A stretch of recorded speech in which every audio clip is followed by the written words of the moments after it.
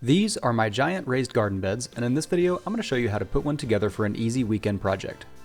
First, you'll need to gather all the materials from your local hardware store.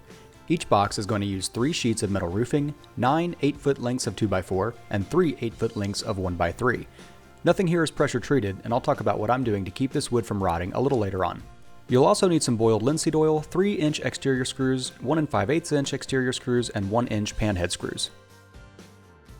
You'll need to cut most of the 2x4s down to smaller size, and for this I'm using a miter saw. You can accomplish this using any kind of saw, even a regular handsaw would be fine for this job. We aren't building fine furniture, so we're not looking for millimeter precision here. These planters are going to be 8 feet by 4 feet and around 2 feet tall, which as far as raised planters go are on the taller side. We chose this height because it keeps all the gardening activities at a comfortable working level. We figured if we eliminated all the uncomfortable crouching and bending over that typically comes with maintaining plants, it might encourage us to be out there putting in the effort a little bit more often.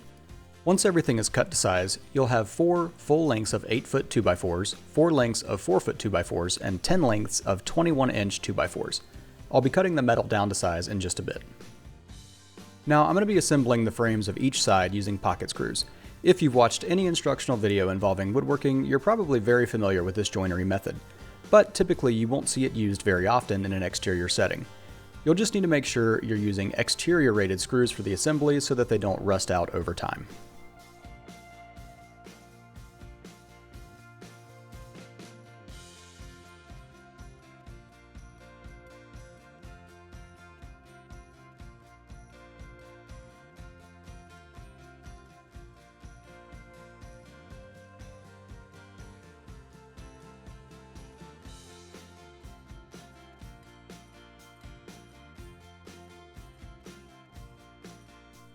After assembling 2 long sides and 2 short sides, I gave everything a generous coat of boiled linseed oil.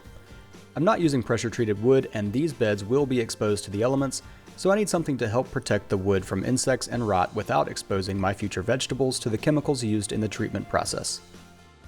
The linseed oil should help this pine last much longer than it would on its own, and if you're going to use boiled linseed oil, make sure to lay any rags out flat to dry as they can heat up and eventually self-combust if you wad them up. After coating all the sides, I installed the metal sheets using some 1-inch panhead screws.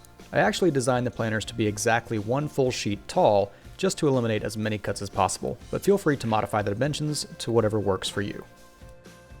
I did have to cut the metal sheets down lengthwise for the sides, and having a pair of tin snips is by far the best method to do this. If you don't have a pair, I would highly recommend a trip to Harbor Freight to grab a cheap one just for this project alone. I tried so many different ways to cut this stuff with power tools and different blades, but the snips really do make easy work of it.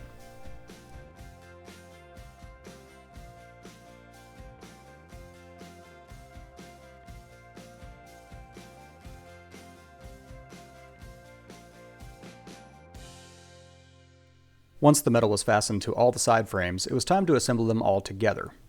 I used clamps to help temporarily hold the sides while I drilled pilot holes and then sank 3-inch screws into all the corners.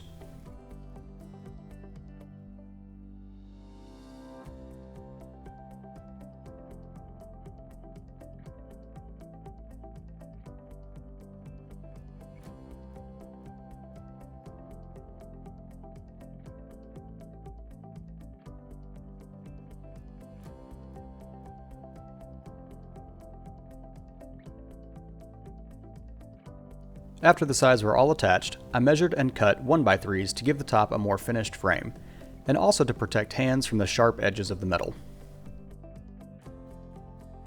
We ended up building 4 of these monsters because we don't know how to do anything in moderation, and if we're going to fail, we wanted to make sure it wasn't due to lack of effort. I did end up staining the exterior portion of the wood to match the fence, but I took care not to touch any of the areas that might come into contact with the soil. Now the biggest problem with tall raised beds is that there's a lot of volume to fill, and filling them all with quality soil was going to be extremely expensive. I contacted a local arborist who was more than happy to dump his small load of chips from the day in my driveway instead of paying to dispose of them somewhere else. The only issue was that his definition of a small load was about 5 times the amount I was expecting. I now understand why his only stipulation was that I had to accept the whole truck before he agreed to come.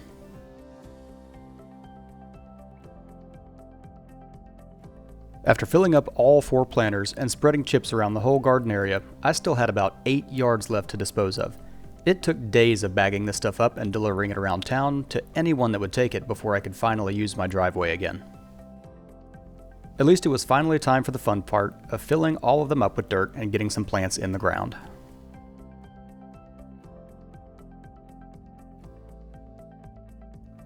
So far, this garden has been a huge success, and it's so much fun watching things come to life. And the kids really seem to enjoy it too. This is just part 1 of this garden area, and I plan on adding a lot more to it. So if you like this build, be sure to subscribe to catch all the future projects. We'll see you on the next one.